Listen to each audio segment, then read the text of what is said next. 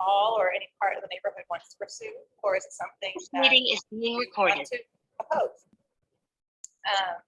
When we had a meeting in March of 2020, we had some great panelists, including Sarah, who's back with us tonight. And the did not come to a resolution about whether we went forward or not. And part of that was due to the fact that COVID really came down hard on us all almost the next day. It was March, early March, and it was probably by mid-March when things were shutting down and things stopped operating as normal. So we're kind of picking up now. It's been 2 years and it's trying to pick up where we dropped off. So he doesn't like being alone in the garage. Our guest with us tonight, Tony sees is a neighbor who has a lot of experience in planning. Sarah Lockerman is 401 design consulting company, has a lot of experience in historic preservation. David Berger is also a neighbor, a professor of economics at Duke with interest in housing. Online, we've got Carla Rosenberg, who's a senior planner with the city of Durham. I might watch this, staff liaison to the Historic Planning Commission. And we've got Matt Bouchard, who is the chair of the Historic Planning Commission. So some great panelists. And in addition, several board members and I have spent the last month or so soliciting comments, questions, concerns, experience from Trinity Park neighbors, as well as our neighbors in other neighborhoods who've gone through this type of process.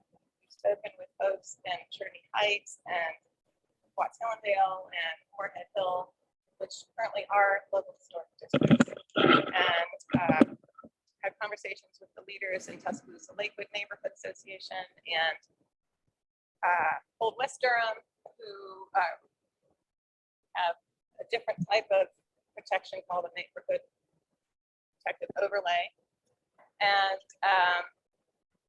it's a complicated issue. It's complicated. There are people who feel very strongly on all sides and have good reasons. So we really feel like the best course of action for us right now as a neighborhood association is to bring people together to air out some concerns, but start with a common understanding of the facts. So what we'll do tonight is have some overview of the facts. We're going to have some maybe review from many of you, maybe new for some of you, definitions. What is a historic district and how does it work? What are some of the context factors that go into determining what our history is and what our character is? And then we're going to review, I think, not comprehensive, but a substantial list of questions and concerns that have come in from neighbors over the past few weeks. I've had a lot of conversations with people, and I think this list of questions touches on most people's concerns. So if you have burning questions, I ask you to hold them to the end. Scan the list of questions. If your question is touched on in there, we'll cover it and we can elaborate on it more. We hope to leave some time at the end to have free-for-all questions and answers at the end. And our goal tonight is not to come to a conclusive decision. The board does not intend to vote on anything tonight. 2 years ago, the board made a decision that the board would not be an organization that would pursue designation on its own. And our position hasn't changed. If there's a strong feeling that we should, then maybe there's a group of neighbors who would like to do it. If there's a strong feeling that we shouldn't, then it may be back. I just want to set the expectation that we're not making this decision tonight to submit an application or anything like that. So all that being said, we'll get started. I'll introduce the guests and let them say their own introduction. I will say that we are going to be out of here hopefully much sooner, but no later than 9:20. The alarm will go off and I don't have the code. So normally our board meetings are like an hour and a half-ish, and that would put us at 8:30. So this is a special meeting, it'll probably be longer. But 9:20, the lights are out and we're out the door. You may speak. Okay. Thanks for having me tonight. I'm Carla Rosenberg. I work with Durham Planning or City County Planning Department. And my primary role is the staff liaison to the Historic Preservation Commission. So I work with all 8 historic districts, local historic districts, and 85 landmarks, helping applicants prepare or process their certificates of appropriateness, and as well as landmark designations.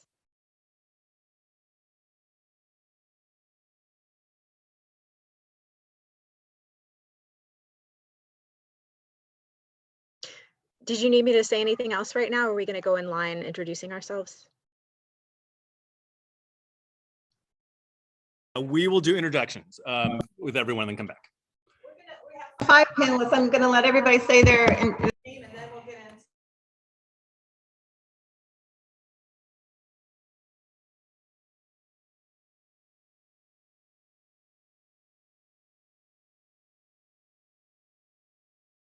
Matt, are you on the line? And I'm looking for your Matt. There we go.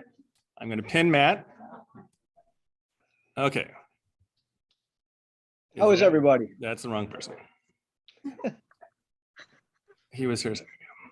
There we go. Okay. All right, Matthew, you may speak now. How's everybody doing? Good? All right, so my name is Matt Bouchard. I'm the current chair of the Historic Preservation Commission. It is a volunteer organization comprised of 9 citizens of the city and county of Durham. I do not proclaim to be an expert in historic preservation, but I believe that historic preservation plays a very important role in the 8 districts that have sought designation, as well as for the various landmarks that our commission has jurisdiction over. I practice law full-time. I'm a construction lawyer in Raleigh. Really enjoy the work I've done for the commission. This is, I guess I'm in my 2nd year now of chairing the commission. I've served on it for 4 years. And just by way of brief comment about the work of the commission, it's been my experience in the 4 years that I've served that we all try to really listen and assist applicants who are seeking to make changes to existing properties, build new properties, or demolish existing properties. What their goals are, what they have done to think through and work through the various criteria that our committee has published governing changes to historic properties and other non-contributing structures in historic districts. It's not a bureaucratic organization. It is not a heavy-handed organization. We really do try to get it right. We try to work with applicants to meet their goals. And really that begins with Carla and the folks in her office. It's really all about trying to blend the desire of the homeowner and the exercise of their private property rights with the requirements of the criteria that our commission is bound by in trying to achieve a healthy balance between the desires of homeowners and property owners and the public goals, the common good of preserving historic neighborhoods, homes, structures, and landmarks to preserve that heritage and give our great city a sense of place. And so that's all I've got by way of introductory remarks, and happy to answer questions going forward. All right, so We are good. okay, so I'm Tony Cease, I'm the neighbor, resident in Park since I think 2006. Many of you have seen me chasing my 3-year-old around on a Strider bike in the southern part of the neighborhood. I'm an architect, civil engineer, planner, urban designer. But first and foremost, I'm an urbanist. I believe passionately in walkable neighborhoods, walkable communities, and that's what I do for a living professionally in terms of designing, planning, teaching, and in a number of other capacities, as well as serving on the Durham Planning Commission, which we can talk more about as well. In terms of historic districts, specifically local historic districts, national historic districts, I've worked on behalf of, being hired by historic neighborhood foundations to help lead planning efforts when they've been encountering risks, whether those be from the influx of student housing in one case associated with the university, with the influx of commercial spaces associated with medical center, kind of large institutional battles taking over a neighborhood in one case, and in another case with a DOT that was really pushing. So those are a couple of different examples. I've also designed buildings in historic districts, but most of my work is at the neighborhood scale. And as an urbanist, the neighborhood scale to me starts with context. And so all the little details that make up what our neighborhood is, I think are important to really understand and think about when examining the question that is put forth for our discussion tonight, because what this neighborhood is both physically, economically, socially, historically, topographically, you name it, I think is different, very much so, and in substantive ways from some of the other local historic districts, from all the other local historic districts in our town. And it has differences from north to south, and those are important to understand as well. So I'll stop there. Sarah. Hello. This is the 4th time I have come to do this for Trinity Park. Approximately every 3 years. Y'all call and I come and tell you why I think this is a great idea. And then I say good luck and I leave, and 3 years later, so I'll be back, I'm sure. I am a Triangle native and grew up mostly in Chapel Hill. Bought my first house in Watts Hillendale in 2004 in the local historic district. I was one of those baby homeowners who could barely afford anything, and lo and behold, still bought a house in a historic district. And I am a preservationist by passion and by profession. So I have a degree in interior architecture with a concentration in historic preservation from UNC Greensboro. And I practice doing residential design, additions, remodels, restorations, whatever, across Durham, not exclusive to the historic districts, but a fair amount of my work is in both National Register and local historic districts. I think it is most useful for me to be here and speaking as the person who helps folks navigate the system, which I do regularly. But I also want to say that to me, historic preservation is about keeping the story of a place intact. That includes the broad diversity of things that are here already.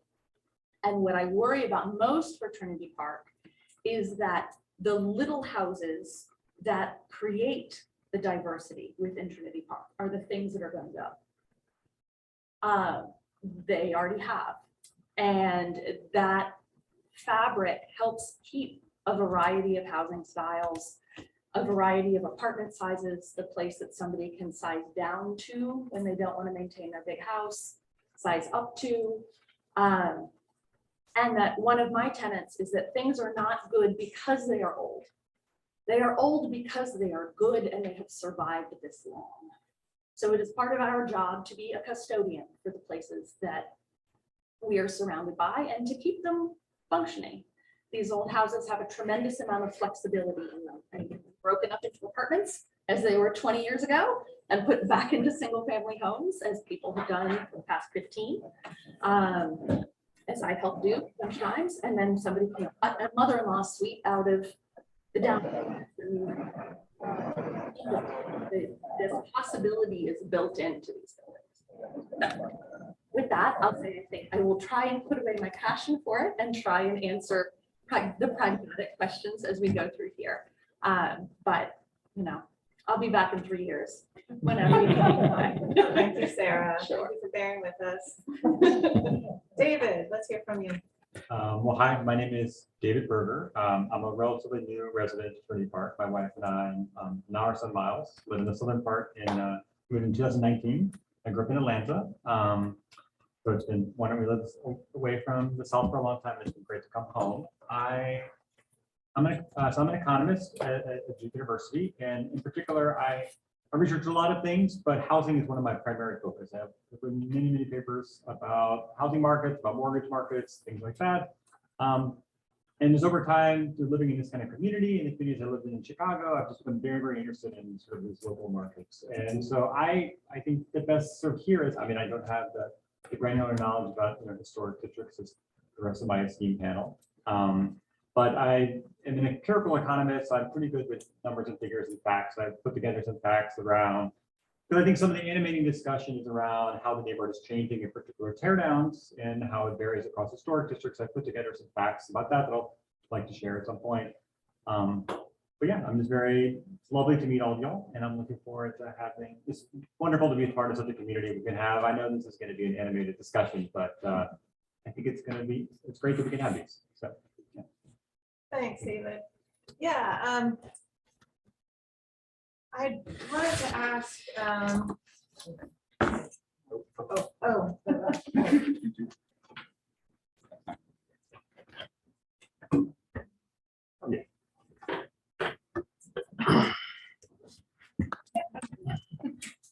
okay. Thanks for all those introductions. I would like to now ask specific ones of you, I think, to address some of the factual background information we'd like to establish. Carla was kind enough to send me a written summary of some of her responses to the basic questions I'd sent around to all of you. And so Carla, because I think it's a little bit hard to go back and forth with you, I'm going to read some of your answers. The first question I wanted to establish for everybody is, what other neighborhoods in Durham are local historic districts? And I think it might have come up already, but Carla responded.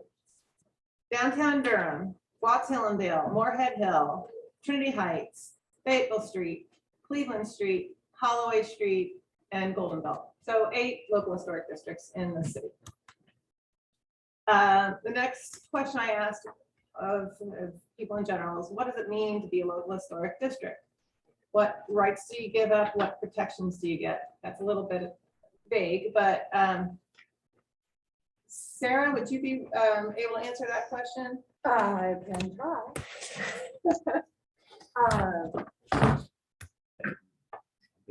So many jobs for us today. So a local historic district is an overlay via the planning department. It is something that is dealt with on a local city level, and the rules that are put into place are done by the city. In Durham, we have one set of design guidelines that apply to all of the historic districts, and therefore they use a lot of terminology about neighborhood precedent, the things that are surrounding it, but there's one set of guidelines that anybody can get to. What you give up, it isn't even a what you give up. What you have, the hoop you get to jump through, if you are a local historic district, is that if you are making a significant change to the exterior of your house on your property, you need to get an additional layer of approval from the city. You already have a building permit, just like anywhere in the city. So there's just another layer to that approval process.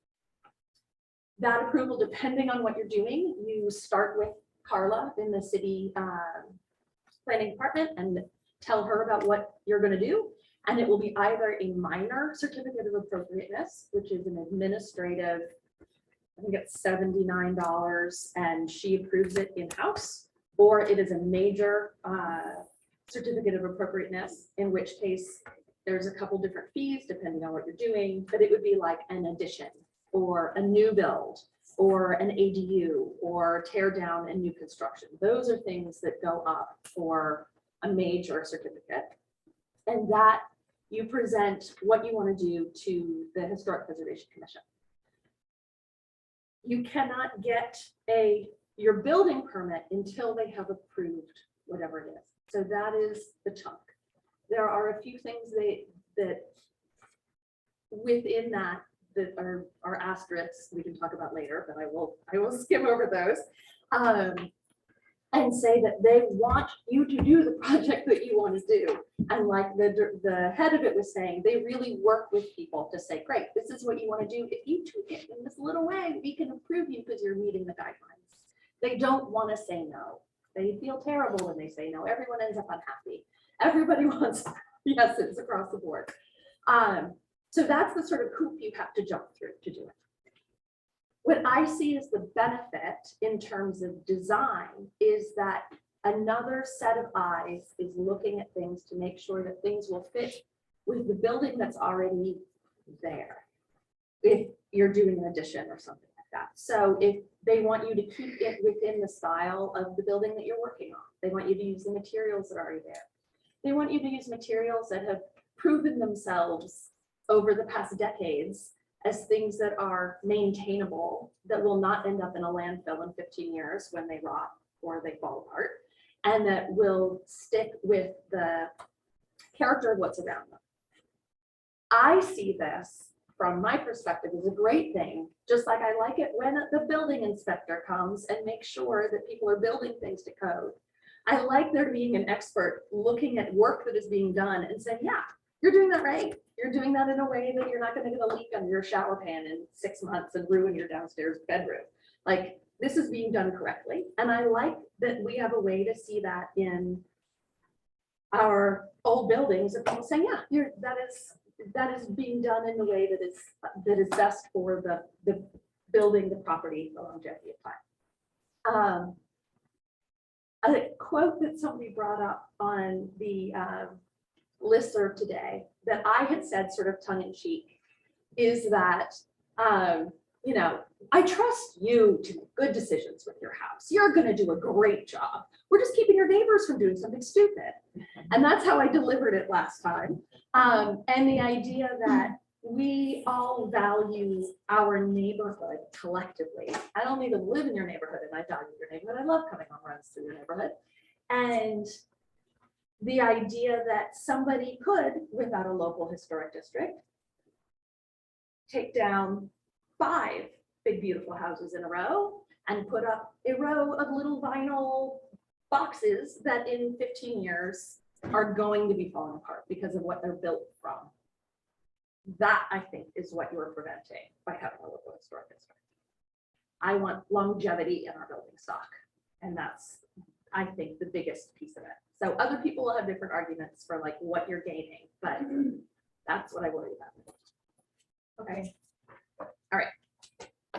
Thank you. Now, do I? Our tech person is, okay. I Should I think you've answered questions. Is that what listens to all of I them? think so. Yeah. I'm gonna come over here. Come on over. Because it's That's where all those cool kids are. Sarah, you actually answered the next question I was going to get to, which is touching on what's the process for making a change to your property if you live in a historic district. So we're not going to do any more on that right now. Oh, and there is a whole step list on the city planning website that you can look at their website and it says, if you're doing this, then you need that. If you are just maintaining, if you're just doing maintenance, you don't need anybody's approval.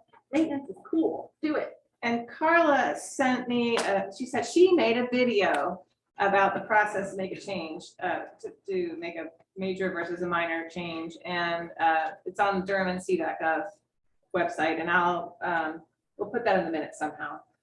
It's probably not too hard to find. So there's a lot of information out there.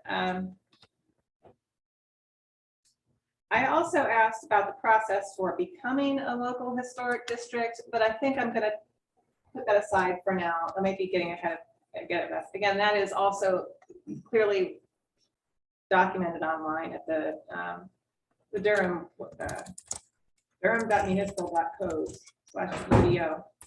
section 3.16. All right, so that's out there. We can get back to it if we need to. But I want to give Tony, you some time, and David, you some time to talk to us about what you consider important background facts that you'd like us to have in mind. Tony, David, maybe you should start. You had talked about Yeah, sure. looking at some data. About Oh, tear yeah, downs. sure. Yeah, so. Okay, sorry. Thank you. Okay, so, we live in a wonderful town that puts all of their permit data online. So I went in, I can give you the link and then we'll do it in a minute, I'm sure. All the data, if you want to look at beautiful, pictures yourself. But essentially what I looked at was I wanted to understand, as I was saying, I think one of the main motivations, or at least what I can tell from the listserv, is that people are concerned about tear down specifically. So, and how that might, Sarah just pointed out, what she's concerned about is some person buying 5 lots in a row, tearing them down and building, townhomes. So I guess, as an economist, I kind of want to know how much of this is happening. So I went to the website, I looked at all the permits from June 2013 to the present, so 10 years. And I looked at, there was some questions specifically about how would this historic designation help versus other things. So I wanted to compare to Watts Hillendale and the Trinity Heights too. So as far as I could tell, this was reported. There have been, since over this 10-year period in Trinity Park, there have been 5 teardowns. So there have been some with garages, but I'm talking about full single-family homes. And I couldn't, maybe someone here knows how many actual housing units there are in Trinity Park. It seemed like roughly, I did a rough counting, about 750. So that's roughly 1 out of 150 every. So so one every housing unit is turning over every couple of years. So and then the Watts It Hillendale, was 5 over the course of how many? 10 years. 10 years? 5 or 5 5 houses, 10 teardowns out years. of 10 years. And in Watts Hillendale, I could find 4 out of 10 years. But they have fewer units. They have 377 units in their historic district. I was only looking in the historic designation. So that's roughly 1 out of 95. So I said 150, 195. So they actually have more on a per lot basis. And then Trinity Heights is in between. There was 1 teardown over the last 10 years in the Trinity Heights Historic District. And that was 1 out of 114. So there's sort of 2, everyone here can draw their own conclusions. So to me, what I conclude is it doesn't seem that frequent for, a very booming, growing town. This is less than 1 per year on average. And moreover, it doesn't seem like there's huge differences across. In fact, even, these are small numbers, so I don't want to extrapolate too much, but it doesn't seem like it's dramatically more here than there were in other neighborhoods. In fact, there's less on sort of a per lot basis. So those are the sort of, I thought those were a little bit interesting because I think that those are, I know we see lots of construction, but it was less than I thought actually. Okay, can I ask,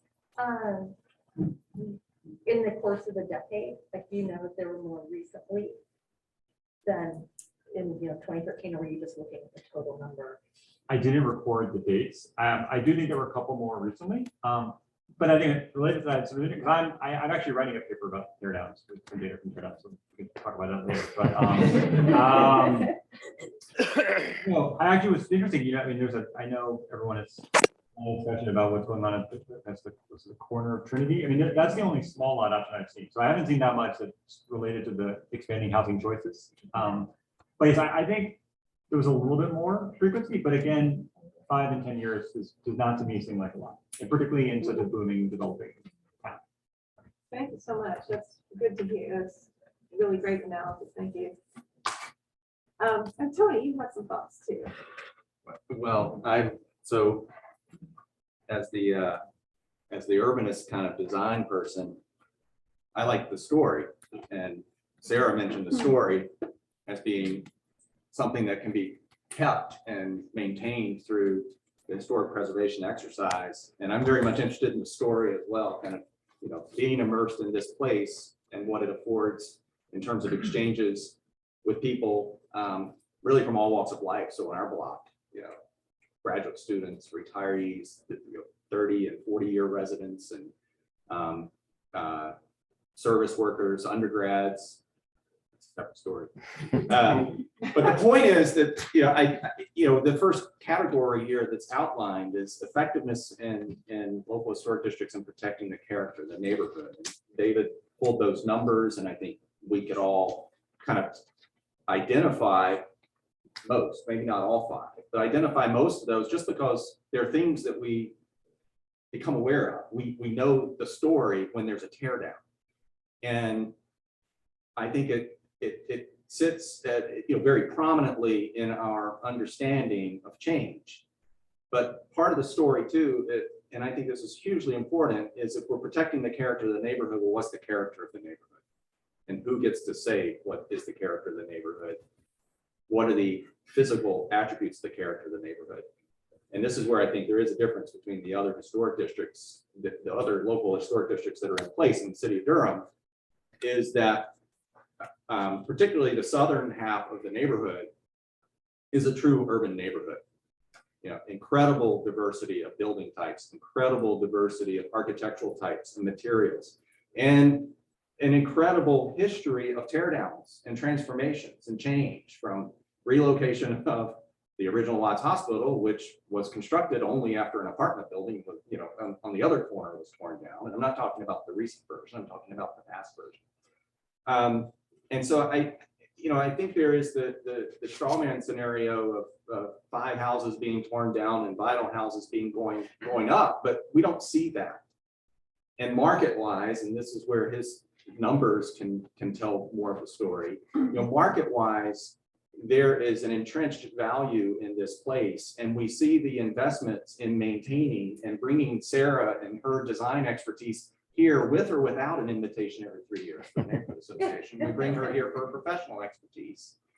And I think there is a very compelling case to be made for, first and foremost, acknowledging what we have. And once that's done, and then we have some other categories and other questions that you've queued up, to me, the local historic district designation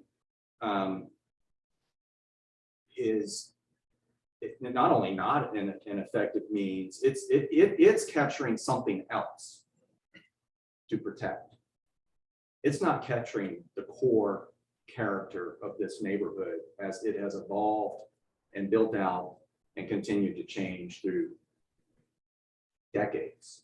And I don't know if I've made that place clearly, but I think you could walk down every single block of the neighborhood and pick out specific examples of what I'm trying to get at. And to add a layer of, a consultative process anytime any substantive design is being contemplated, brings its own set of consequences that extend far beyond the boundary of the neighborhood. And so I'll stop there, but I do think that there's the scale of the neighborhood to consider, there's the scale of the city to consider, and they're larger, kind of environmental questions to consider as well, in terms of a neighborhood that is so advantageously positioned geographically relative to downtown, the desirability that this place has, the values that are already evident in the historic elements that are protected, improved, the investments that we've seen. And I'll stop there. Just a quick question. What is the boundary between sun and otherwise in the neighborhood? So that's a great question. And if you could repeat it. Yeah, so the question that he just asked was, and I'm speaking of what's the boundary between the south and the north, because I have made that distinction 15 years ago in the context of development contemplated at the hotel site. So I think there are two different boundaries. The boundary in terms of the historic district, National Historic District, is somewhere up roughly around Green. It meanders a bit around Green. The boundary historically, we're in the block. So Dacian and Urban. Urban is the boundary of the urban neighborhood. And the telltale sign is that this is the last block moving from south to north that has alleys in it. And that has a obviously design impact in terms of the number of driveway cuts, the way in which cars access individual lots. There are other attributes as well. But the original historic district, which of course was not Trinity Park, it was the Trinity Historic District, captured Green over into Trinity Heights. So this is the Trinity Historic District at the national level. Thank you, Tim. So You all have provided so much great information. It's kind of covered some of the questions that we've lined up already. I'm just gonna.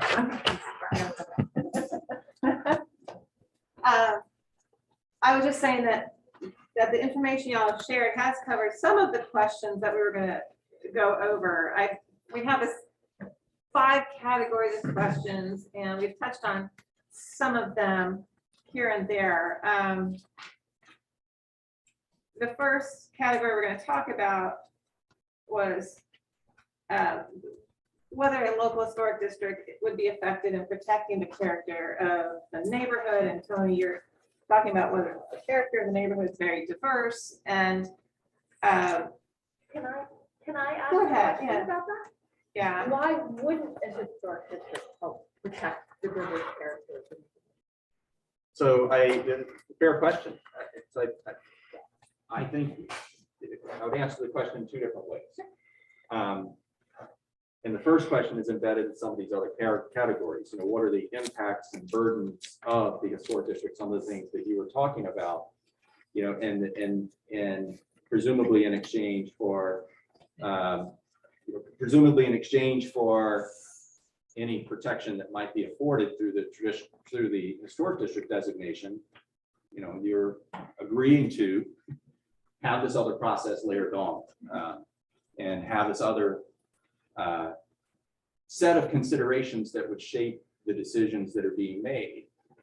And I think the history of the neighborhood is one in which there have been immense successes in curating this neighborhood through, and the evidence is all around us of investments and change that have happened in a way that captures a lot of what you described. It may not capture everything, but it captures a lot of what you described in terms of material choices, in terms of refurbishing, I'll use that word instead of just maintaining, you know, refurbishing the historical evidence that's present in a lot of homes, but also welcoming and incorporating the newer understandings of materials, new understandings of the environmental realities that we're in, new understandings of the market context that we're in. And I think that is a big part of you know, some of the small scale interventions that we've seen.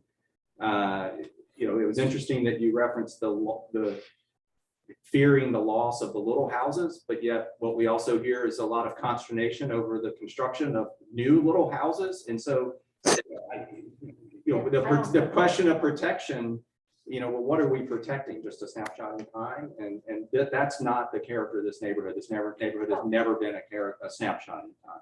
Yeah, I completely agree with that. It's interesting because I helped with I think 8 of the houses that had been Duke student houses or the rental properties that were then sold to individuals, and I helped with a tremendous number of those conversions from multiplexes to single family. And I think being the designer on a huge part of that, I saw people making the financial decisions between are we going to restore, are we going to replace, are we going to put in the, at the time the state had a really advantageous preservation tax credit program, so you could get 30, and it's still around, but it's not as advantageous as it was, and that made people make a different financial decision because it was there. And when we lost that as a tool, or it got downgraded, I think it sort of changed the dynamic of how people talk about this. So I like, if those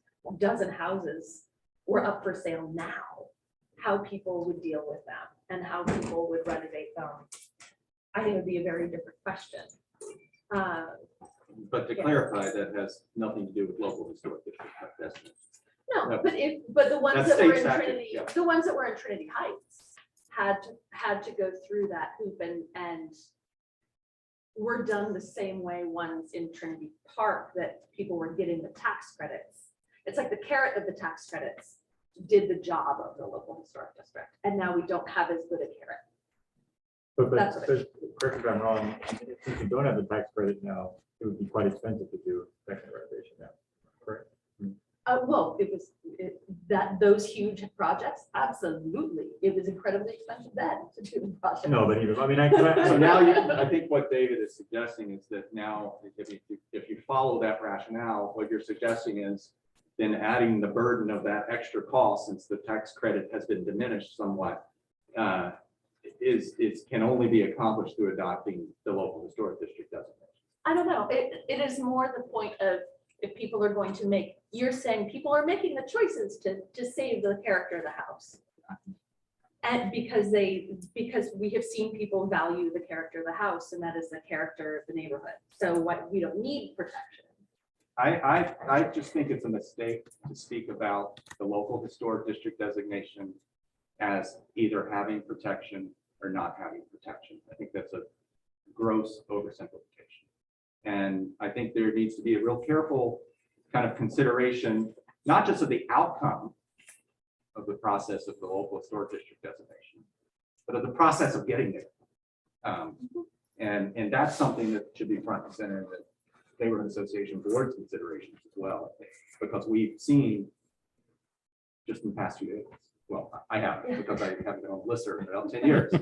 But my wife tells me when there's something I need to pay attention to. And lo and behold, she mentioned something today. It's in the process itself. It can be very It divisive. would be divisive, yes. and that's why thinking about the cost and benefits are quite important. For Carla and Matt, if you have anything to add on the subject, could you just alert us through the chat maybe? Or Molly, and while you're. Matthew has unmuted himself, so I'm going to Okay. hand him. And I'm going to, you're going to.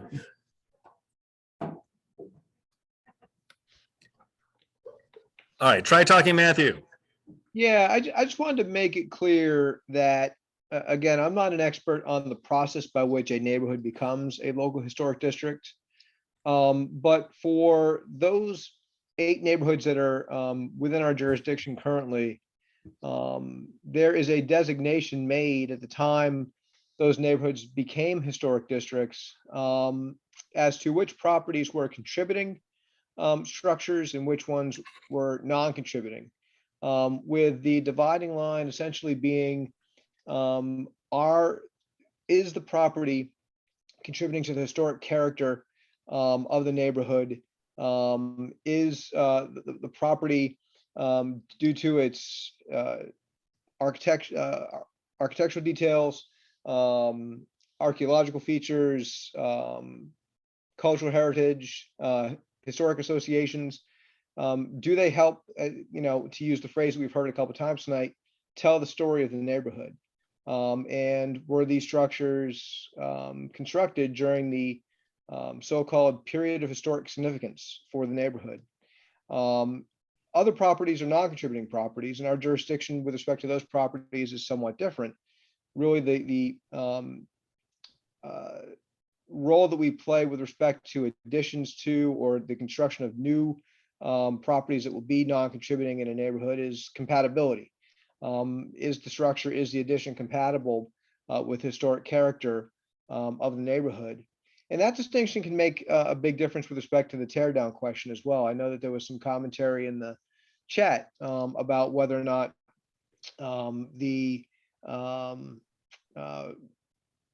properties that were demolished that were spoken about a few moments ago were were contributing or non-contributing structures. Just want to make sure folks have the full context about what the commission's jurisdiction is over tear downs in general and how this issue sort of plays into it. By state statute, the commission really only can delay a tear down for a period of time not to exceed 1 year, to give the property owner and organizations like Preservation Durham an opportunity to see if there's something else, some alternative to tearing down the structure that might be possible. And we look at 3 standards in evaluating whether or not a 365-day delay or up to a 365-day delay would be justified. Will the property owner suffer extreme hardship if there's a delay? Will the property owner be permanently deprived of all beneficial use of or return from such property on account of the delay? And then this third one's the one I wanted to really highlight. Does the building have any special significance or value toward maintaining the character of the district? And so if a property is a contributing structure, if it was built during the period of historic significance and is contributing to the historic character of the neighborhood, we are very likely to, look at those first two factors, the extreme hardship and permanent deprivation of all benefit factors, in evaluating whether or not an immediate tear down or a delay is warranted. But if a property is non-contributing, depending on it, I'm not trying to say this is a clear cut issue, but depending on the nature of the property, it might not be appropriate for the commission to impose a delay of any period of time. And so the distinction between contributing and non-contributing properties is quite important, both in terms of the criteria that get applied to additions and new construction, as well as to application of the demolition criteria that we're bound by. And if Carla, you've got anything to add to that or anything to correct that I've said, please do. Sure, and I apologize that my internet went out, so I missed part of what you were saying, but I think you hit everything that I was thinking of.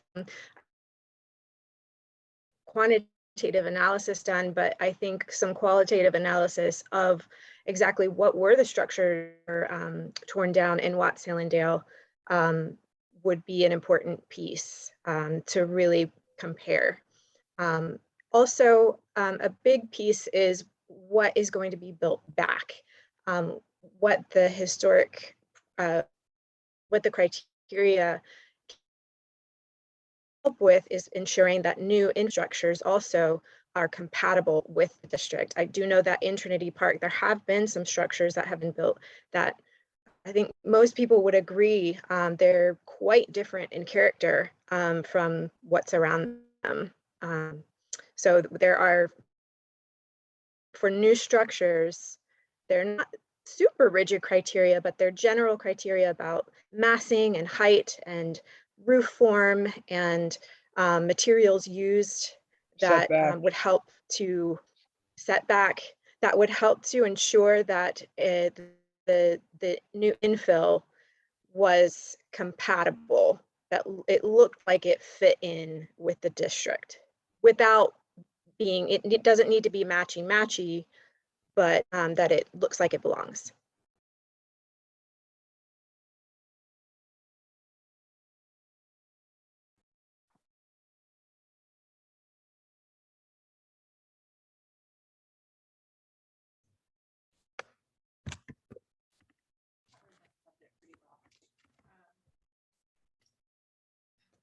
Next category of questions that we're going to talk about was concerns people had about the burden and impact of pursuing and adopting local historic district designation and of living in a local historic district.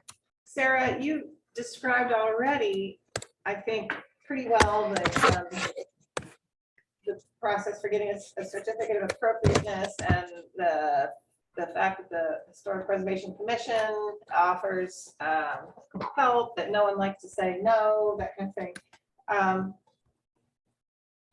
Some of the other questions that came up from the neighborhood,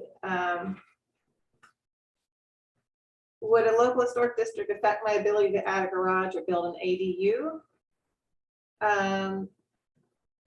Historic renovations done well can be very expensive, like finding historic glass to repair a broken window. Do we force people to spend that kind of money if they live in a historic district? Say there's no need to go source historic glass. Yes. Carla also clarified that historic glass is not required, but that's just one example. I don't know if how is that representative of other concerns too? In general, preservation work tends to be labor heavy in that it takes craftspeople who know what they're doing to repair things. it also is more about maintenance and less about replacement as a school of thought, but also is every piece of a house built in 1920. Many of the pieces of houses built in 1950 and far fewer of the pieces of houses built in 1990 can be fixed and can continue doing whatever they have been doing for the past 100 years. Because there are things like wood and glass and metal instead of plastics. So there are things that certainly cost more money to do them in whatever way and to repair them. And theoretically, once they're repaired instead of replaced, they continue doing what they need to do for longer. But that is, it's a hard, replacing a window, right now, windows are incredibly expensive to buy. And to repair a historic window, you can do it a lot faster than you can order a new window right now because of supply chain issues and costs and everything. It is a completely different factor. We always tell people, don't replace your windows, put storm windows on them for energy efficiency. That's the way you maintain what you've got. We want energy efficiency. We want things to be well insulated. We want things to, like historic preservationists don't want people to live in things that cost tremendous amounts of money to heat and cool. We want people to do smart energy efficient upgrades and do it with the materials that are already there instead of throwing things in the landfill. So anyway, yes, there are costs in any repair job. And I think it is just whether you're spending it on this or that, labor or ordering a new thing. There's no need to get historic glass. There's no approval for painting. Nobody cares what color your house is. That's a different thing. These big old houses cost something to maintain. There's no two ways around that. Yeah, for sure. I have another question about windows. If you're replacing a window, like one of those ones that have the crank, you know, and either vertical or horizontal, I was told that you have to replace the window with exactly that same type of window if you're in a local historic district. That was a question about whether or not a window needs to be replaced with the same kind, the same function of window if you're replacing a window. And materials. And that depends very much on whether it was original to the structure or something that somebody did later, and whether it's on the front of the house or the back of the house. Materials wise, they do care that you're not putting plastic vinyl windows to replace a wood window. Yes. That is something that's part of our criteria about materials. In terms of if you, a lot of times crank out windows happen in like enclosed back porches and things like that. And if you wanted to change the function of the window, or whether it opened up like this or like this, like that, that's something that on the back of a house, you have a lot of leeway with. In the front of a house, they want things that were original, the bones that were there when the house was built. Those are the things that preservation rules care the most about. So that's why I'm like, it's context dependent. Yeah. A lot of houses around here have had windows replaced at some point in their history. And then, you know, if the window that was put in the house in 1985 is now failing, you don't have to go buy another vinyl window that looks like that in 1985. They want you to put in something of better quality that's going to last longer. Thank you. Tony or David, do you have something to add on this general subject? The impact of pursuing or adopting designation or living in the So what's historic district? yeah. Trying to follow back up on, I just want to follow back up on something that Tony was talking about, sort of the character of the neighborhood. I grew up next to Emory University, like many academics. Sadly, I also my parents are also academics, and you know, they're psychologists, so.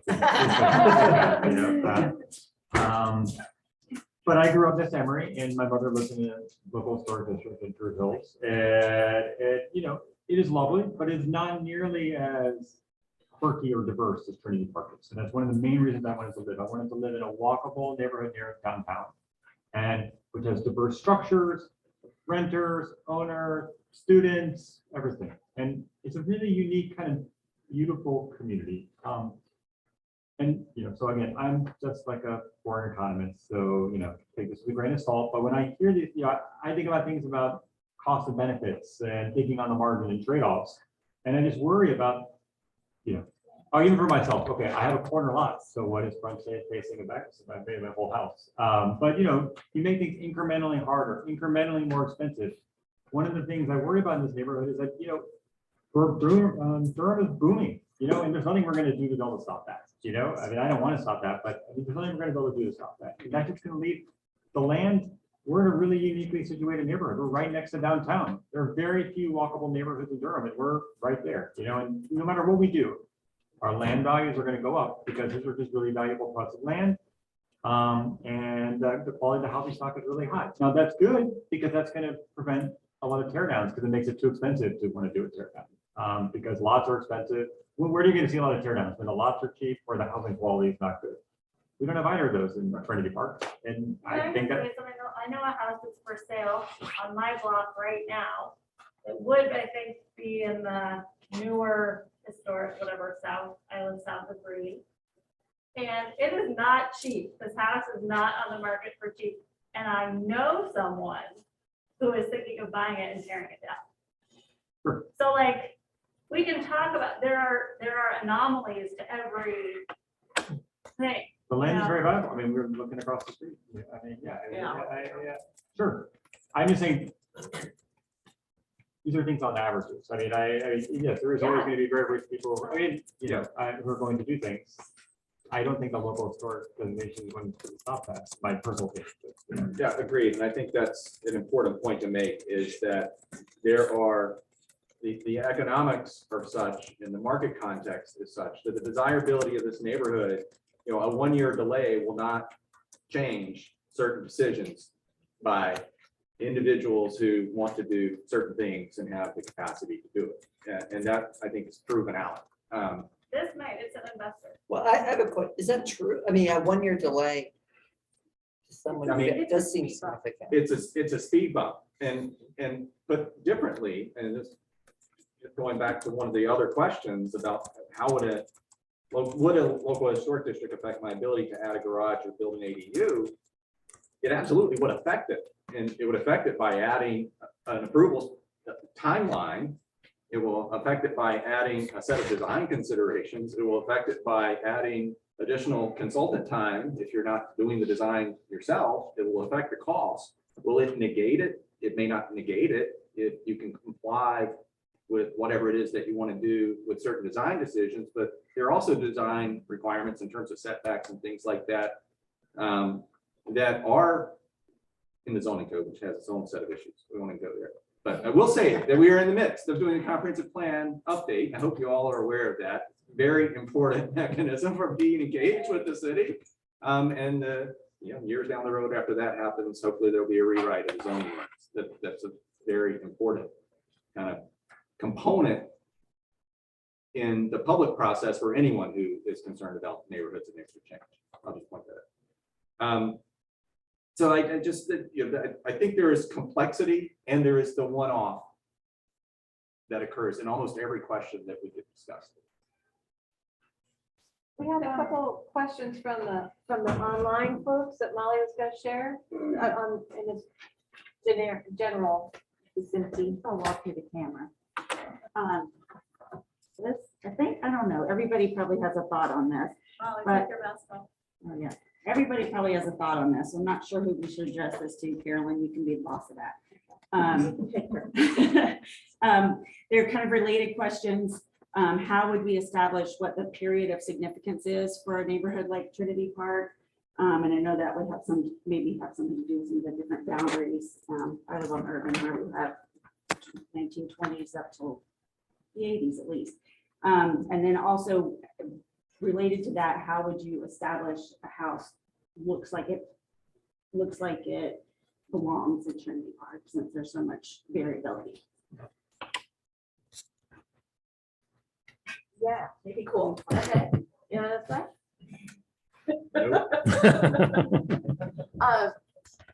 okay.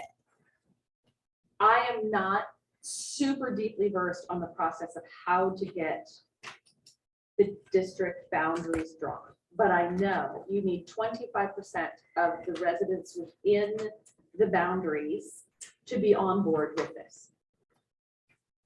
The boundaries may well be drawn by where you can get 25% of the neighbors on board with it, as opposed to the historic grid or it certainly would be the National Register Historic District, which has been expanded 3 times. You know, that's probably how the edges are drawn.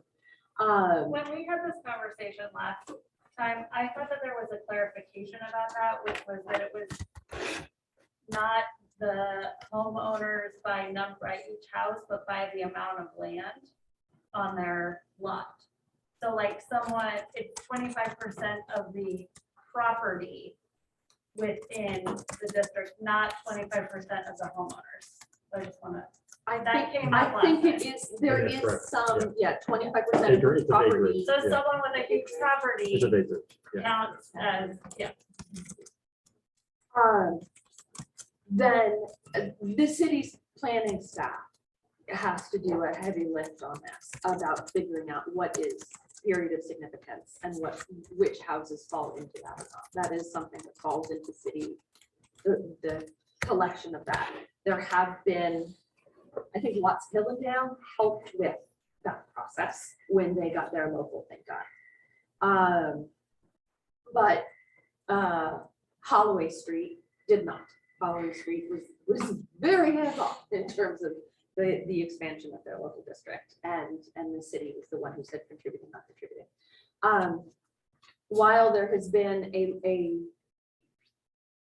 spurts of building that have happened in Trinity Park in every decade, there are certainly heavy times of building, and it would be up to the boundaries, whether or not it's from 1890 to World War, to just before Depression, or whether it's up to, including some of the post-World War II boom that happened and then in infill, but that's maybe above my pay grade, exactly what would be period of significance, because it'll depend on the boundaries, really. Carla, would you like to add anything to that? Thank you, Sarah. Yeah, I think Sarah described that well. We often use the National Register nomination as sort of a starting point, both for the contributing, non-contributing designation and just, I think in general, for deciding the period of significance of the district. One thing, so like using Watts Hillendale as an example, which is probably the district most like Trinity Park in terms of its structures.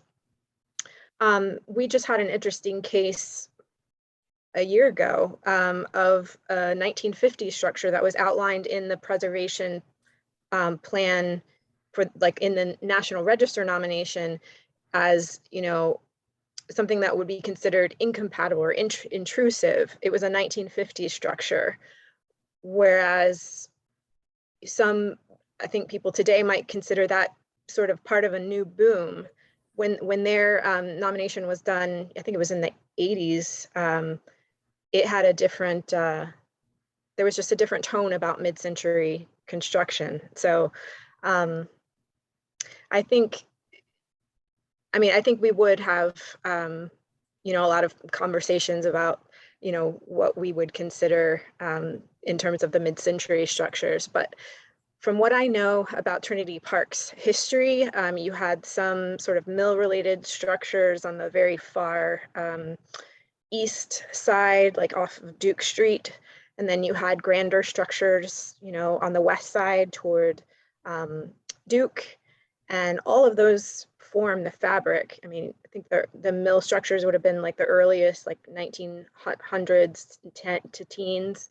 Moving up to the 20s, I think the majority of the structures in the South were 20s and 30s. And then towards the north, you get a little bit more of the 30s, 40s.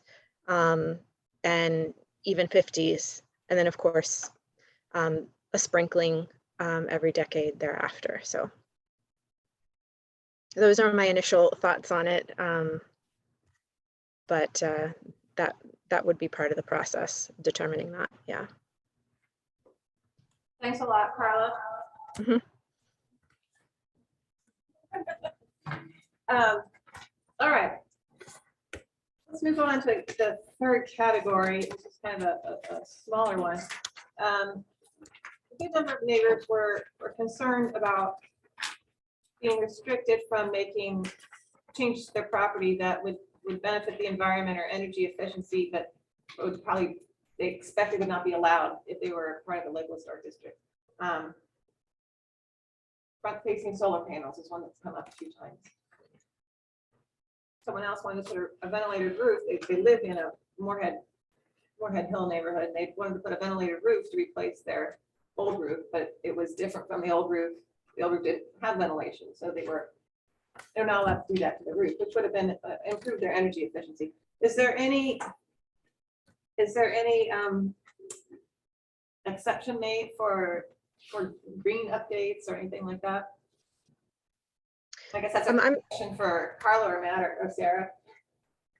I'm happy to speak to that because I spent a lot of time actually updating the criteria to address solar installations in particular. So we, for non-contributing properties, solar installations become regular maintenance and repair, not requiring a COA. For contributing properties, they have to, and that's so long as they meet certain criteria regarding the actual panels being matte black, protruding no more than 4 inches from the roof surface. For non-contributing buildings, that would be what it applies. And then for contributing, the same criteria regarding the solar panel, but also must not be attached to what's called a character defining roof material, which is a traditional standing seam metal, which that's distinct from modern metal. There are lots of modern metal roofs around, but very few traditional, like the original standing seam metal left, especially in Trinity Park, or slate or terracotta. And there's a COA is required at the minor level for street facing panels on contributing structures. But other than that, there's no COA required if they are, rear or side facing on contributing structures or at all on non-contributing structures. And the only instance where it would require a major COA is if you didn't meet those basic criteria about using the matte black panels and being no more than 4 inches off the surface of the roof. Well, that's great to know. That's a big clarification. Yeah, that happened in 2020. We revised the criteria based on feedback from Moorhead Hill and other districts as well.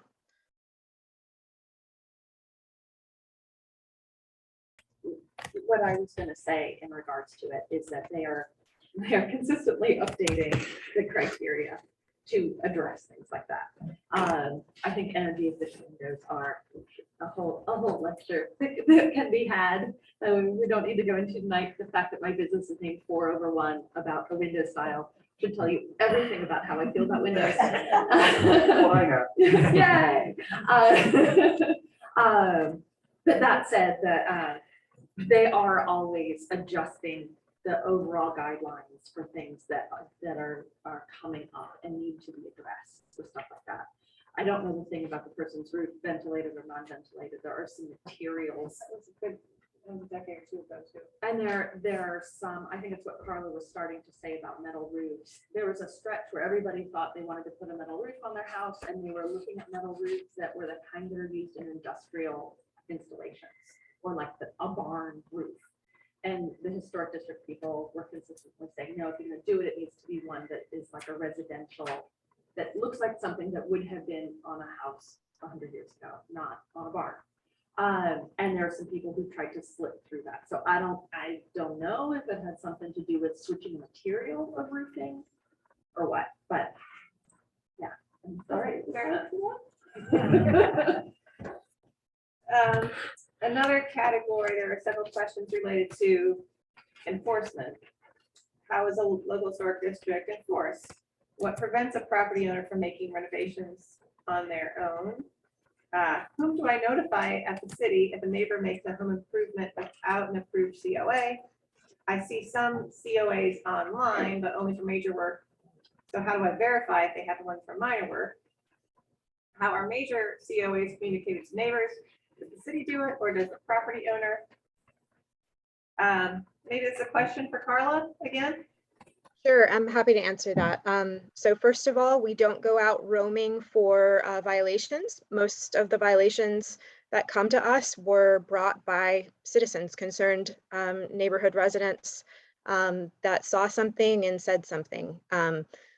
So at that point, we issue a notice of, we go out and investigate, confirm that there actually was a violation, and then issue what's called a notice of violation.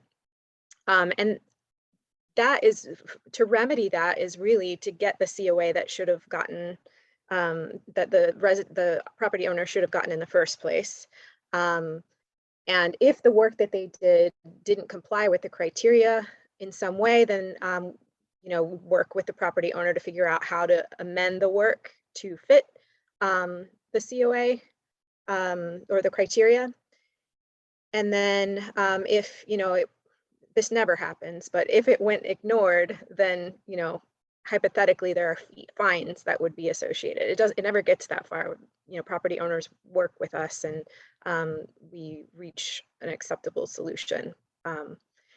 You can find out whether a property has gotten a COA, major or minor, by using maps.durhamnc.gov.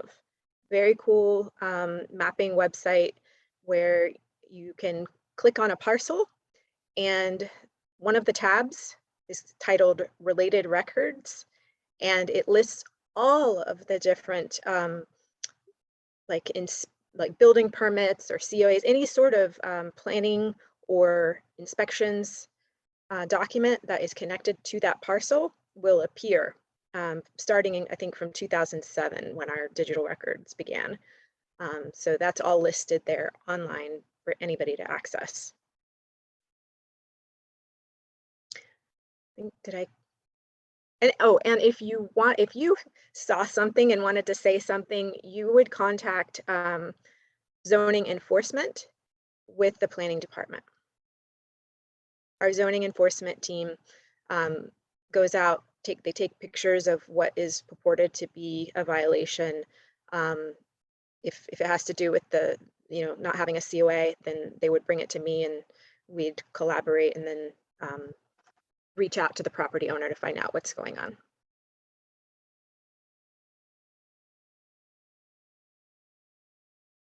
Comment on that general subject. The last subject was customizing a local historic district. Is it possible? Along those lines, people have asked, what's the concentration of historic homes required to become a local historic district? What is considered historic? Can individual homeowners be excluded from the local historic district if they want? And is it possible to customize a local historic district that still puts a pause on tear downs, but is more lenient on other changes? It's a variety of subjects there. Does anyone want to speak to any of those things? I can say there's not a required concentration of historic homes. Instead, there is looking at the density and there's sort of logical edges as when you do, obviously, being one edge of the neighborhood, right? Like there's some obvious pieces like that.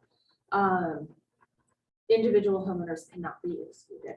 If you are inside the boundaries, you are inside the boundaries, which is why the 25% thing matters. And now the city has one set of guidelines that applies to all of the historic districts.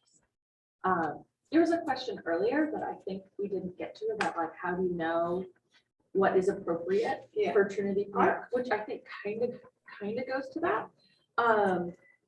And what the guidelines say is to look at other existing roof forms in the neighborhood. The very obvious example, this lovely neighborhood, is the butterfly roof house, which has a roof line that does not exist on any of the other houses. If you went to the local historic district commission with a butterfly roof house, they would say that the roof form does not exist in Trinity Park. It is an inappropriate roof form for a new build with it. That would be one of the volunteer. So, you know, and that house, I remember when it was built, everyone expected me to hate it. And I kept saying, oh, if they had exterior materials that matched more of the rest of the neighborhood, I think I'd love it. So I like modern design. I think it could be great. Anyhow, it is based on what else is around in the neighborhood. Trinity Park has such a diversity of roof forms and volumes and window patterns that there's a lot to draw from in terms of design vocabulary. It would not be, it is I think one of the things about the infill that happened in Trinity Heights, where they went to a very tight vocabulary for the exterior design, and the houses are very, the infill houses were very similar when they rejuvenated that neighborhood. And it doesn't have the diversity that Trinity Park does because of what they were pulling from. Can I just add to that point? You mentioned Trinity Heights. And I should clarify. Well, that was a developer-driven decision informed by the historic district guidelines. But it was very much both a developer-driven and mission-driven purpose behind why Duke did that redevelopment to begin Right, with. and it all happened in one go, in one set of, yeah. Is there a certain age that was considered, does a place have to be 50 years before it be considered a contributing structure, or? That's what it has been for the National Register of Historic District. Guidelines has been a 50-year cutoff, and that said, Carla mentioned Watts Hillendale, and their initial work was done in the 80s, and so there's a lot of stuff that absolutely would be considered as part of it if it were resurveyed now. It would be expanded. And when Trinity was expanded to the north, they expanded the period of significance another couple decades to continue telling the story of the neighborhood. Anybody else have any comments on that subject? I'm just curious, how did they come to a 25% threshold? That just seems low. I mean, to me, it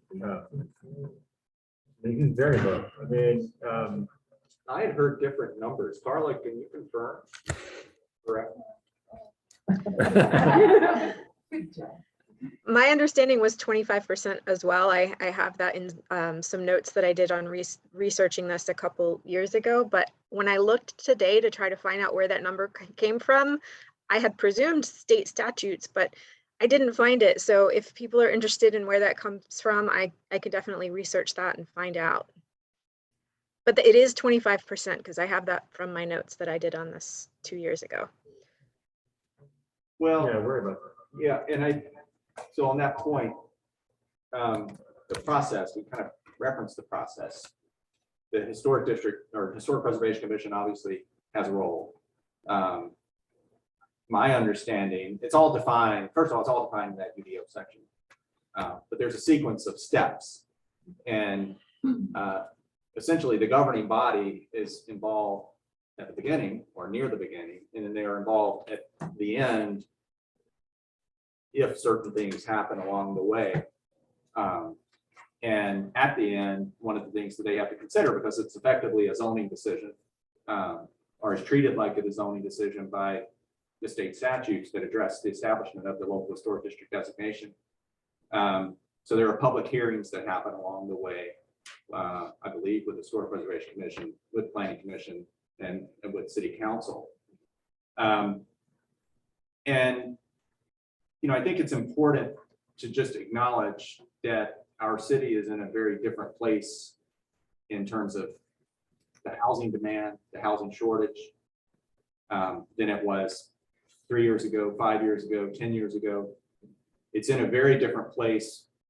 We are in a very different place globally in understanding that the pattern of development that occurred in particularly the northern half, and we know we started to see it to some extent in the northern half of the neighborhood, but in other neighborhoods that are not historic, which are not these walkable places that make the essence of places like Watts Hillendale to an extent, you know, well, Trinity Heights and the Old West, thank you. You know, Old West, which was West Durham. It wasn't even part of Durham, you know, the city boundary was there at Trinity, right? And you know, I'm just going to say that there's a very different understanding, level of discussion about things like the environmental impact, the housing impact, the equity impact of things that can be described as and do function in kind of an exclusionary manner. And, you know, and I would proceed with caution if there is any expectation that the decision of 25%, if that's the threshold,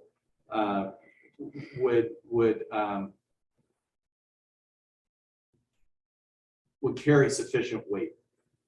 And I'll leave it at that. That's a personal sentiment. I do believe that at our last meeting, when we heard from people from Watts Hillendale, they described the process that they went through, and they said the threshold was 25%, but we set a higher bar for ourselves. And so I saw in the minutes that they said they obtained support from 60 to 70% of their neighborhood.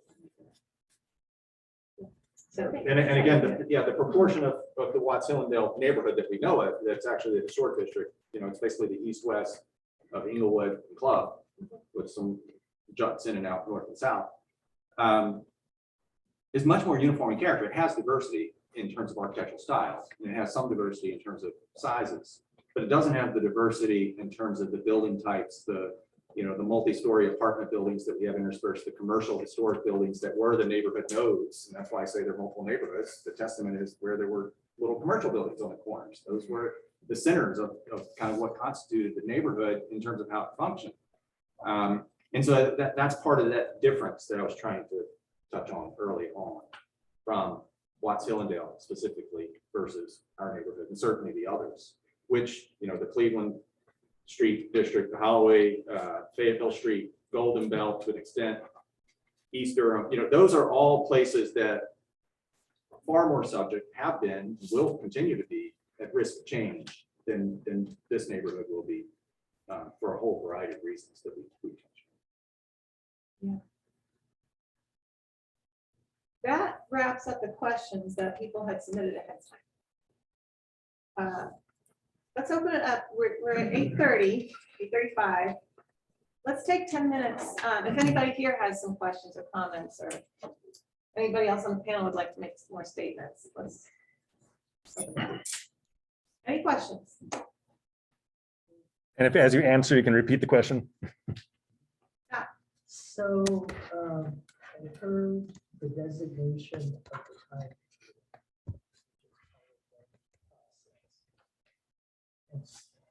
That the whole neighborhood goes in. So if you have a house in the 60s, that's an anomaly that comes in the historic district. And they want to change. Do they change with the original 60s style? Not. Well, So what okay. happens? Hold on. And I agree completely that, I mean, you can pick apart the individual and it, because it's a complexity.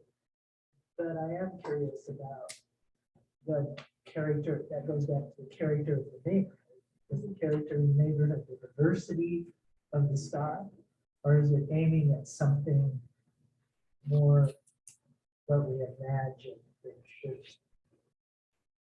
Do you So, want to okay, rephrase the question or repeat the I question? will try, Yes. which was if a time period is settled on and there is a house within the boundaries that is outside of that time period, and they want to do something to their house, do they go back with the time period that their own house was built, like the 1960s, or something different? And I don't know if you mean by that something different, like something older, or something different, like something from now. But, or is it sort of what would the, I would have said old, yeah, but okay. I think your other point is. Okay. So, when the time period is settled on and the boundaries are settled on, if there are things within the boundaries that are not within that time period, they are designated as non-contributing. They have a lesser set of standards that are simpler, that are more generic. It could then be up to the homeowner if they had a 1960s ranch and they wanted it to look like a bungalow. Us preservationists would tut at that because that is invented history and we do not approve. But it is not something that is contraindicated by the guidelines. Similarly, if they had a 1960s ranch and they wanted it to look ultra modern, they have more leeway in what they do. They want to go all modern farmhouse on it. Us preservationists will tut and say it is not appropriate, but they can. There's not, that is not part of the guideline. But if you're a contributing property, you know, If you're a contributing property, you can paint yourself modern farmhouse all you want, but yes, there are tighter guidelines if you're a contributing property than a non-contributing. And if you have a contributing ranch, they will say, no, you may not make that look like a bungalow. Yeah. So two separate questions. First, who determines and how, what would be the determinant? How was the process for determining who would sit on the preservation committee? And second question would be, we've talked about building materials and design. Are there environmental pieces in terms of like landscaping features that potentially would also get rolled into this as well? Such as if you've got an 80-year-old oak tree, does this impact your ability to do certain things regarding, you know, because we have a lot of oaks in this neighborhood, right? So just wanted to get clarity on those 2 points. You may take down a tree that is diseased and dying of any size. I think the city wants to know, but you can take it down. If you are taking down a tree, Carla can tell you the exact numbers. I think it's over 12-inch caliber diameter for like new construction or some addition, then they want you to replace it with a tree that's approved by the city arborist and in some location that it can thrive. So there is the trees get a little bit of protection too in the course of this. They want to know about major hardscaping changes. We got down a whole rabbit hole last time we did this about landscaping and whether you could plant a Japanese maple with or without approval. And Tom Miller told me I shouldn't give anybody advice about this, but I'm going to say, if you want to plant a Japanese maple this weekend, you knock yourself out and you don't need to tell the city that you're doing it. Like they don't have time to think about everybody's yard. If there's landscape, if there's hardscaping involved, they have say, Carla's probably there being like, I need to tell, I need to interject, and Sarah's telling them lies. But I think that sort of stuff, they want to know about really big stuff. That's what it's. You had another piece of that question. How does the commission get named? Yeah. How does that process? How does the commission get named?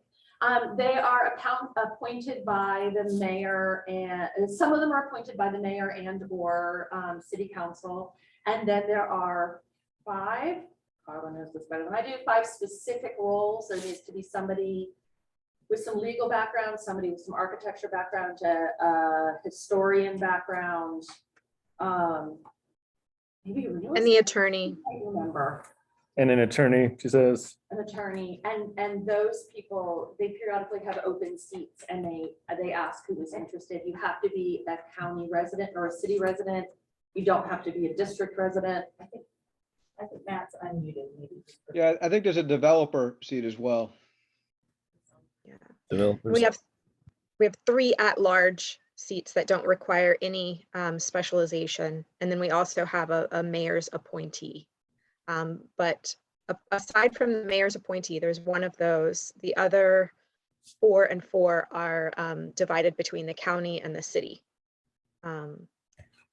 So the county clerk is in charge of 4 of the positions, and then the city clerk is in charge of the other 4. So Board of County Commissioners versus City Council. It is called an interlocal board. I will say it is volunteer. They are saints. I will never do that. Our planning commission meetings are often 5 hours.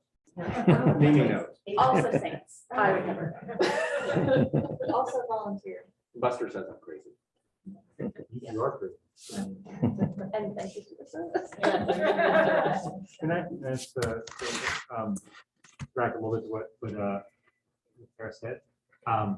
Yeah, so when I came into this meeting, and again, I was mostly, concerned about these sort of things. Can I plant a Japanese maple? What if I want my driveway to be permeable? What if I want garage, that kind of stuff. But, as I'm listening to this conversation, I'm, really one of my concerns, again, this is like a really cohesive, lovely neighborhood where I know my neighbors, I set my porch. When I worry about listening to what Carlos said about, the COAs, I worry about, neighbors reporting on neighbors. And I mean, I think we need to think hard if we're going to proceed with this about, what are the real benefits versus the costs. And I think that's one of the, I think it can get quite contentious. And I worry about, it's all well and good. Maybe I could, I'm very close to my neighbors. I probably could plant a Japanese maple without telling anyone and it would be fine, but maybe that's not the same for everyone, or maybe we can meet, maybe it's not, someone drives by. I worry about those sort of things. I think those are the kind of things that we have a really nice equilibrium in this neighborhood. And I just worry about disrupting that for, I don't know, in my view, someone limited benefit. Yes, I agree with what you're saying. I think probably my main reason for having the concern and wanting to hear more of this is the corner of Trinity Park and what's happening there. And you're talking about sitting on your front porch and enjoying that, and your neighbors, and you know them. My concern is I wouldn't want what's happening there to be my next door neighbor. And I don't want to be one of those people, don't be putting me on the list, sir. Not in my backyard. And I don't mean that. I think it looks like to me, and I don't know everything about it, but that there were some concerns that neighbors have that I don't know where the people are going to park. I don't know. A lot of things that just, there's going to be a lot more noise, a lot more people. And I don't know that all of those things are going to completely plot out, even in that one tiny little place. You two, David and Tony, I think y'all would say that, well, that's an anomaly. That's the one off because of only one house and, or 10 homes in 10 years or whatever, 5 homes in 10 years, whatever the number was. Well, that could only happen, 5 more times in the next 10 years. And I guess what I'm concerned about is things like that picking up a pace. That has to be terribly financially rewarding to the person who bought the house for $620,000 and now is building 7 structures on the one property. I'm all about people having housing. I think what happened on the list obviously is, we don't want people to have homes if you're concerned about that. And it just gets way out of hand really quickly. So my concern is, I don't know that this is the answer to that. But I think that, and I don't know how you define character of the neighborhoods here. Everything is different. That's part of what we've been here 22 years. And there is a lot of things, there are a lot of things that are different. But if that happened on every block, if that happened, because a lot of times things happen and then it happens next door. And then it happens next door. And then it just continues. And the smaller homes, I agree with you. We live on Gregson, but near Green and Denarius and those side streets. And there are a lot of smaller, older homes. And I do think they'll disappear. So it's not that I don't want small homes, but I think what Sarah was trying to say earlier with that is it's the older, smaller homes that are in trouble. And that's what will disappear. So my question is, and I know I've been long-winded and I do apologize, but is what do we do then if this is an it? If this answer that seems to be positive is not the answer, what do we do to protect that from being our story? Thank you for a very well stated question. And I mean that. And I would first say that I do not consider that to be enough. I started by saying I'm an urbanist, and so context is everything, the details, everything. Real estate is kind of hyper local too. That's one thing. The second thing, I'll come back to that, is that neighborhood edges are always the most at risk, whatever the venue, whatever the regulatory context, whatever the zoning, whatever the market dynamics. And you couple that with, a high-speed street that is suburban in every respect at that point in the cross section. And that placed that corner, I would say, at particular risk. And it's not the only one, but there is a limit to it. So that's one thing to point out. And you ask, well, if this isn't the answer, what do we do? I mentioned some of the planning work that I've done for historic neighborhoods elsewhere. I think, and I mentioned the comprehensive planning process that is underway now. We have a zoning code that is, the product of accumulation of a lot of suburban decisions trying to address a lot of issues that aren't this neighborhood's issues, that aren't, a lot of urban neighborhood issues. We have a public works department that operates in urban contexts and suburban contexts. And there's a lot of complexity to the issue. And what the first thing that comes to my mind when you're describing that condition is not, what happens if it gets a block in, but the actual core of your questions. What's a different way to approach this? To me, Club Boulevard is calling for more clarity from a planning perspective. It's calling for more conversation, and how it was dealt with however many decades ago when the Northgate commercial parcels were developed, the restaurants and banks that are there, and the private street just north of just north of Club. It was dealt with in the way we dealt with things back in that era, which was add a big buffer, and add a big landscape buffer, because we don't want to see the parking lots in the commercial, but we still see the parking lots in the commercial. And if you think about an urban neighborhood, it's really the worst thing that could happen, because then it becomes just never land. That's not us. They look at the other way, and that's not, so there's conflict. And what that boulevard really should be, if it's a real boulevard, is a zipper that knits those two sides of the streets together. And I would argue that there is, notwithstanding, there's immense consternation around the whole Northgate Mall scenarios for a lot of different reasons, but it gets down to the zoning and land use. There is immense potential to address that edge, to address Buchanan, in some ways has some of the same circumstances, but not with the same exposure in terms of car speed and things of that sort. But to make Club Boulevard a very different thing. I mean, I remember giving a presentation before I ever, I was still in Chapel Hill 20 plus years ago, giving a presentation to INC about traffic calming measures on Club Boulevard. And I'm not taking credit for it at all, because there are a lot of other people, city staff included, that made it happen.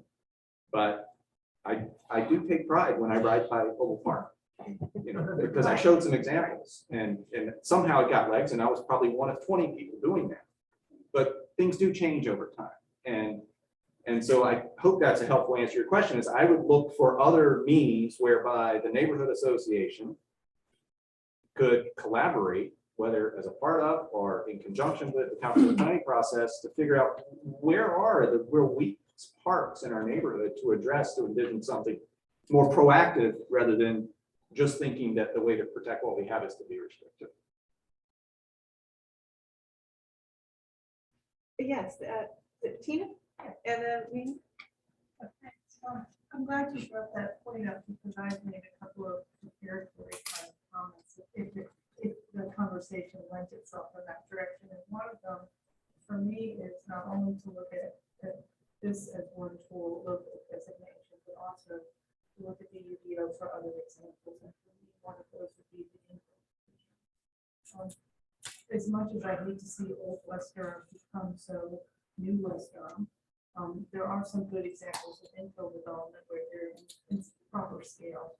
Some of the other examples, say in Watertown, were buildings that are significant gaps. I'm starting to see some of that in Trinity Park as well. So I think that's, and I think there are examples where some of those homes could have been a traditional Durham duplex with an accessory value, which would meet the city's interests. So I think for me, one of the things that Trinity Park could be a leader in and work with the other downtown districts is to push for better infill development as well as standards, as well as to make sure that stormwater has to be addressed. And even if the lot is smaller than a certain size to require that to kick in, so these new bigger buildings aren't just dumping on their neighbors and making those older neighbors have to deal with a new resident. And also to circle back to the housing code, in theory, you also do, but require some kind of affordability component to get that additional density. That's happening elsewhere in this area, so it's not an unreasonable ask. And I think it would help balance the fact that they're taking all of those smaller home lots in northern and Norton Street, the north end of the Broad Street. Those are the properties that are still reasonably workforce affordable. You could still buy a house for $250, $350, not $525.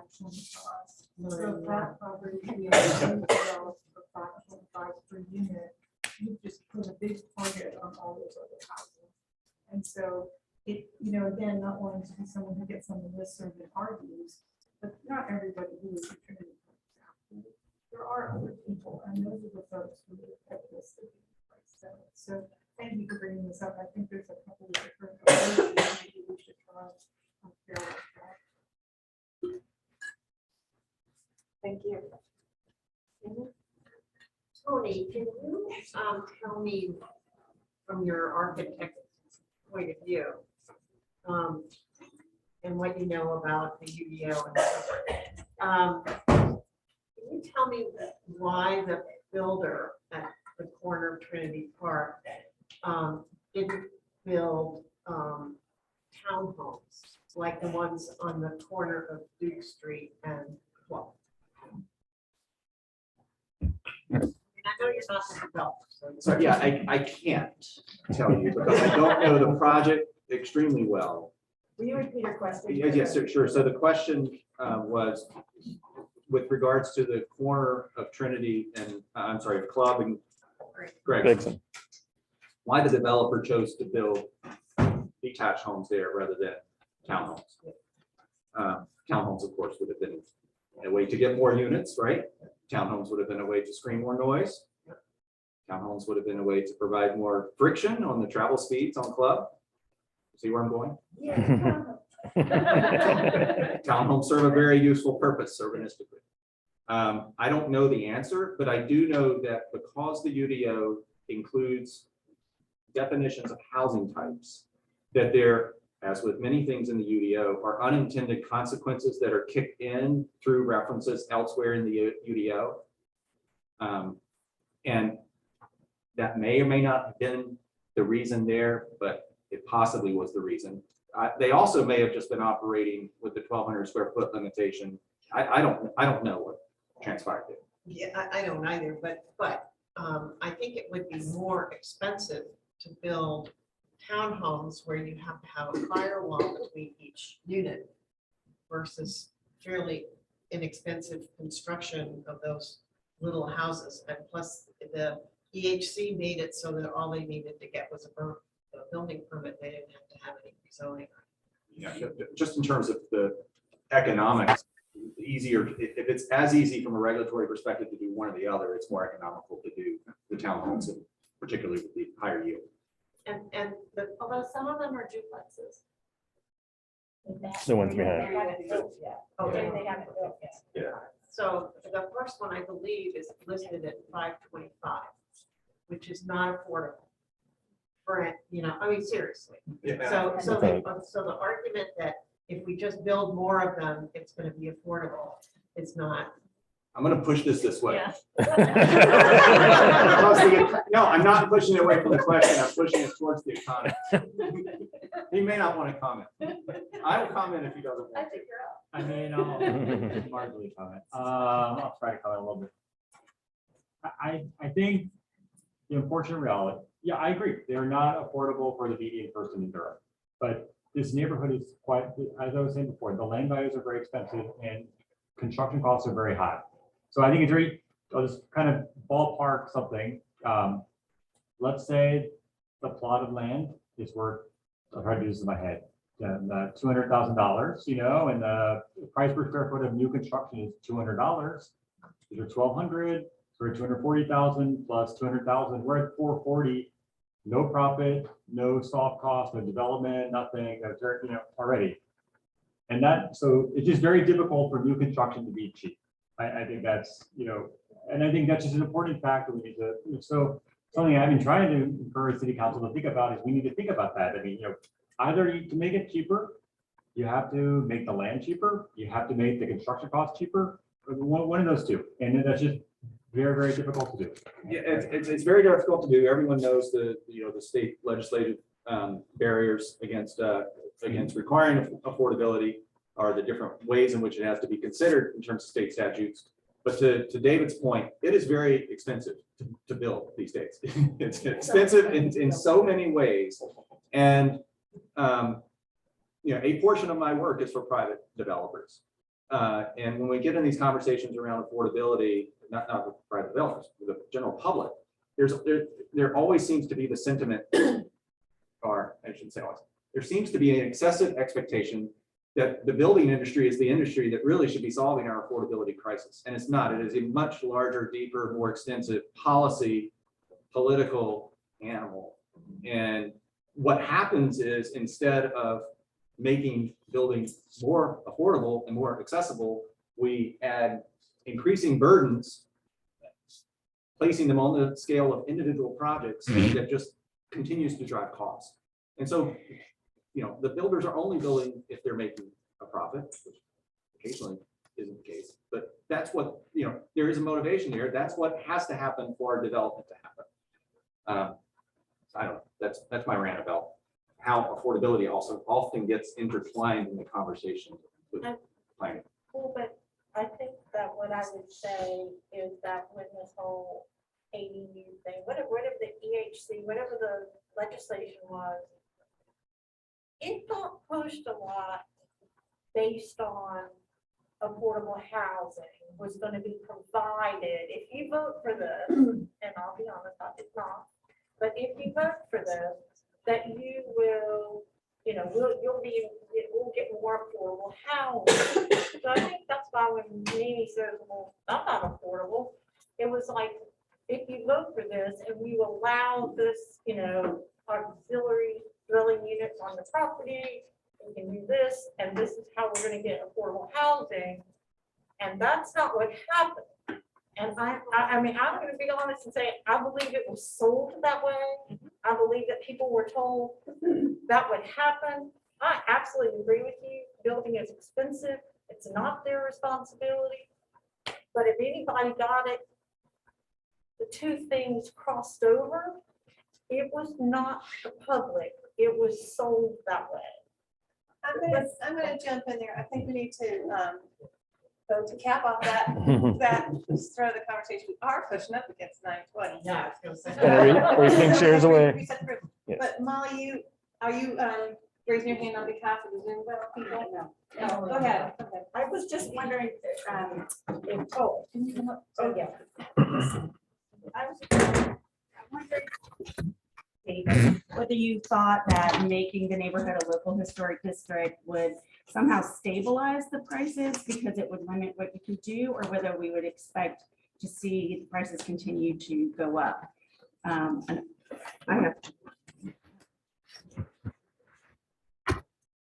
We could be done.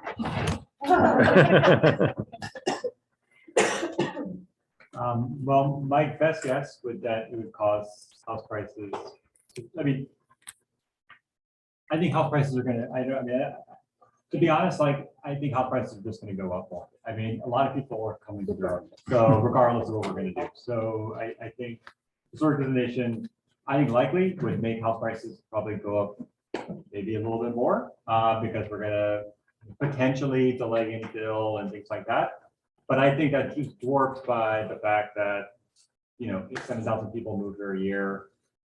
Lots of big tech is coming, and that's just the reality. It's because we live in a thriving, growing city. And so I would encourage us to think more about Tony's solutions for redesigning the UDO to allow for more walkable neighborhoods, slightly more gradual density, things like that. But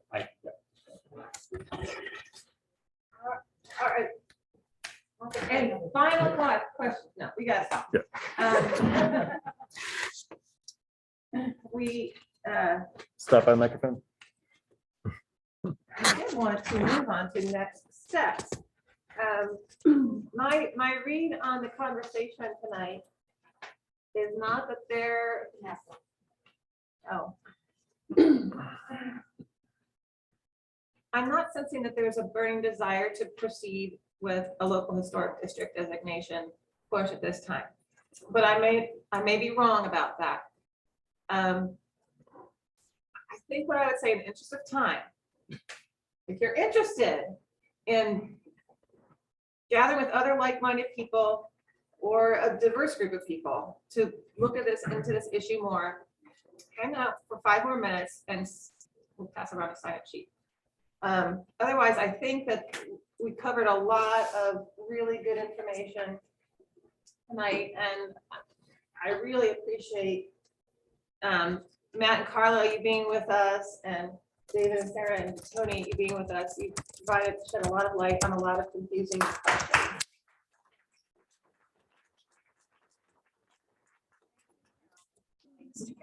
Yeah, thank you.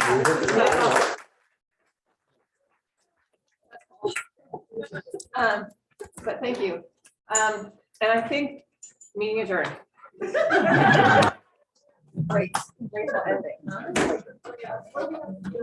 Thank you, Rob.